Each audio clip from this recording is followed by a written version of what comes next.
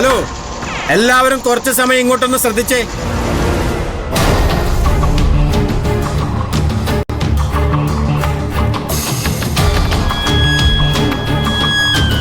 ഇവിടെ വലിയൊരു സംഭവം നടക്കാൻ പോവാ. അത് കഴിഞ്ഞിട്ട് നിങ്ങൾ ഇനി ജോലി ചെയ്താൽ മതി.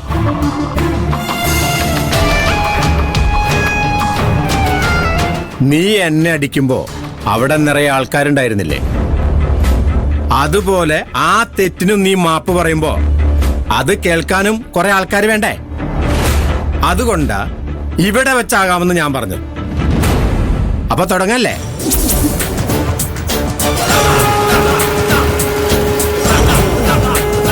നീ മാപ്പ് പറയണം. എങ്ങനെ മാപ്പ് പറയണം?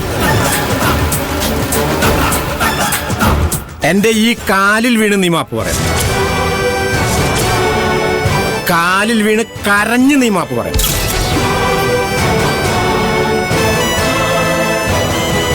തുടങ്ങിക്കോ.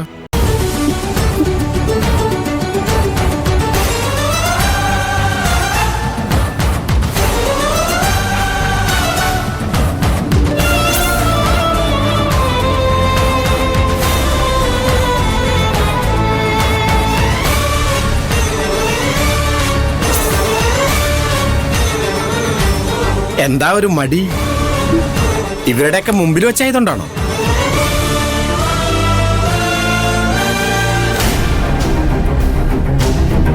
ഇവരുടെ മുമ്പിൽ വെച്ച് തന്നെ നീ മാപ്പ് പറയണം. പറയാനല്ലേ പറഞ്ഞ? സാറിനെ അടിച്ചതില് എനിക്ക്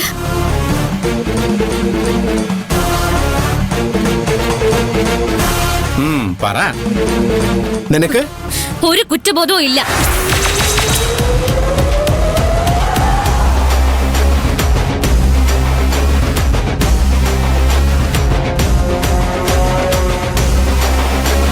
റോഡരികിൽ കളിച്ചുകൊണ്ടിരുന്ന ഒരു കുട്ടിയുടെ മേലെ നിങ്ങൾ വണ്ടി ഇടിച്ചു.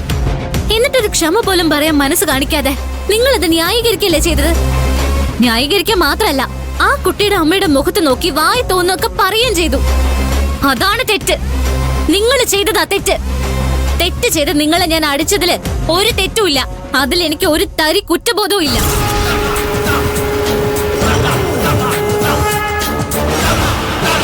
പക്ഷെ ആ സമയത്ത് നിങ്ങൾ എനിക്ക് അറിയില്ലായിരുന്നു. നിങ്ങളുടെ കീഴിലാണ് ഞാൻ ജോലി ചെയ്യാൻ പോകുന്നെന്ന് എനിക്കറിയില്ലായിരുന്നു.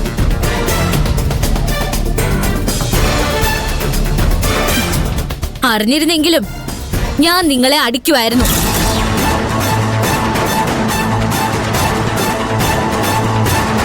കാരണം ആ അടി നിങ്ങൾ അർഹിക്കുന്നുണ്ടായിരുന്നു.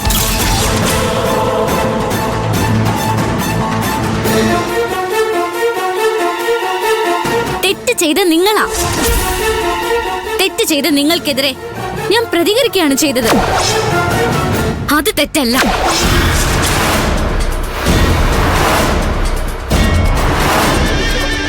ഞാൻ ചെയ്തത് തെറ്റാണെന്ന് നിങ്ങളല്ലാതെ വകതിരിവുള്ള ആരും പറയില്ല.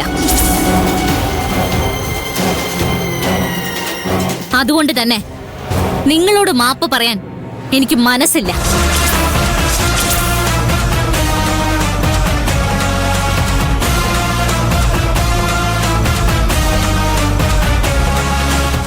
ഈ ബോക്സിലെ തുണികൾ ഞാൻ കൃത്യമായിട്ട് എണ്ണി വെച്ചതാ. നിങ്ങൾക്ക് എന്നെ വിശ്വാസം ഇല്ലെങ്കിൽ ഇനി മുതൽ ആ ജോലി നിങ്ങൾ തന്നെ ചെയ്താൽ മതി. എനിക്ക് നിങ്ങൾ ശമ്പളം തരില്ലെന്നല്ലേ ഉള്ളൂ. പട്ടിണി കിടന്ന് എനിക്ക് ശീലമൊന്നുമില്ല. പക്ഷെ നിങ്ങളെപ്പോലൊരാളിന് മുന്നിൽ തോൽക്കാതിരിക്കാൻ വേണ്ടി പട്ടിണി കിടക്കാൻ എനിക്ക് ഒരു മടിയുമില്ല.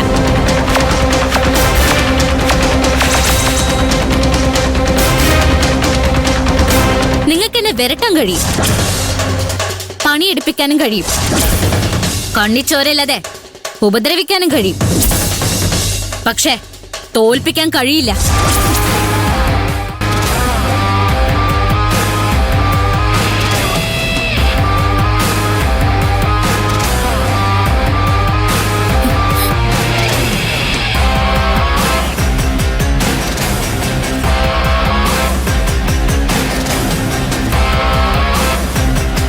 ഇതാണ് പെണ്ണ്. ഇങ്ങനെ ആയിരിക്കണം പെണ്ണ്. ശരിയായ ചട്ടമ്പിപ്പാറ് തന്നെ.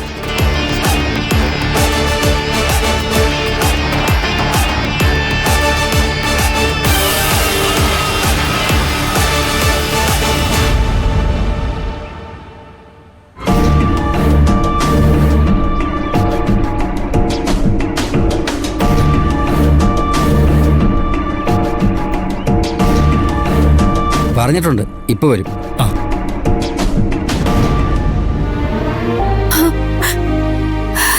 ഗണേഷ്, ആ ഇടയ്ക്കിടയ്ക്ക് ഫോൺ ചെയ്യുന്നത് സേഫ് അല്ലല്ലോ. അതുകൊണ്ടാണ് ഞാൻ നിന്നെ ഫോൺ ചെയ്യാത്തത്. സുഖമല്ലേ ജെനിഫർ? ഞാനിവിടെ, എന്റെ അച്ഛനും അമ്മയും അവിടെ. പോയി കാണാനും പാടില്ല, ഫോണിൽ പോലും കോണ്ടാക്ട് ചെയ്യാൻ പാടില്ല. എന്നിട്ടും ഗണേശ് എന്നോട് ചോദിക്ക എനിക്ക് സുഖമല്ലേന്ന്. നിന്റെ അമ്മയും അച്ഛനെയും കുറിച്ച് ഓർത്ത് നീ ടെൻഷൻ അടിക്കണ്ട. അവരൊക്കെ സേഫാണ്. അവർക്കും എനിക്കും നിന്നെക്കുറിച്ച് ഓർത്താ ടെൻഷൻ. നിനക്കത് തരാനാ ഞാൻ വന്നേ. ഇപ്പൊ വേണ്ട ഗണേഷ്, നീ എന്റെ അക്കൗണ്ടിൽ ഇട്ട് തന്ന കാശ് ഞാൻ ഇതുവരെ എടുത്തിട്ടില്ല. അത് അക്കൗണ്ടിൽ തന്നെ ഇരുന്നോട്ടെ. ഹോസ്റ്റൽ ഫീസ് കൊടുക്കാനും മറ്റാവശ്യങ്ങൾക്കും ഇതിന്ന് എടുത്താൽ മതി. അതിന് ഇത്രയും കാശ് എന്തിനാ? കയ്യിൽ വെച്ചോളൂ. എനിക്ക് ഇടയ്ക്കിടയ്ക്ക് വരാൻ കഴിയില്ലല്ലോ. നീ ഇങ്ങനെ ഡള്ളാവല്ലേ ജെനിഫർ. ഭൂകമ്പം വന്നാലും കുലുങ്ങാത്ത ആ പഴയ ജെന്നിഫർ എവിടെ പോയി? എനിക്ക് നിന്നെ ഇങ്ങനെ കാണണ്ട. ആ ജെന്നിഫർ ചത്തുപോയി ഗണേഷ്.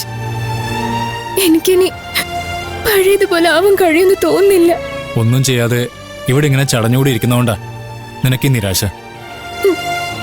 എൻ്റെ ഒരു ഫ്രണ്ട് ഇവിടെ ഉണ്ട്, ചാനലിൽ വർക്ക് ചെയ്യുന്ന. നിന്നെ അസിസ്റ്റന്റായിട്ട് കൂടെ നിർത്താൻ ഞാൻ അവനോട് പറയാം. അസിസ്റ്റന്റോ? ഒരു വീഡിയോ ജോക്കി ആവണമെന്നാണ് നിന്റെ സ്വപ്നം എന്ന് എനിക്കറിയാം. ഇതും വീഡിയോയുമായി ബന്ധപ്പെട്ട ജോലി തന്നെയല്ലേ? തൽക്കാലം ഒന്ന് എൻഗേജഡ് ആവാൻ പറ്റുമല്ലോ. പക്ഷെ ഇവിടുന്ന് പുറത്തിറങ്ങാൻ എനിക്ക് ധൈര്യമില്ല. എല്ലാരും എന്നെ തന്നെ തുറച്ചു നോക്കുന്ന പോലെ എനിക്ക് തോന്നുന്നേ. ശിവനോ ശിവന്റെ ആൾക്കാരോ ചാടി വീഴൂന്നുള്ള പേടി എനിക്ക് എപ്പോഴും. സൂക്ഷിച്ചാൽ മതി. പുറത്തിറങ്ങുമ്പോ മാസ്ക് ഇടണം. ഇത് നിനക്ക് തരാൻ നിന്റെ അമ്മ തന്നയച്ചതാ. ഇത് അമ്മയ്ക്ക് കൊടുക്കണം. ശരി. Hi Jennifer. ഹായ് ആയിഷ.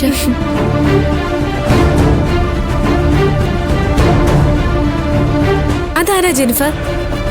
ആ എനിക്കറിയില്ല.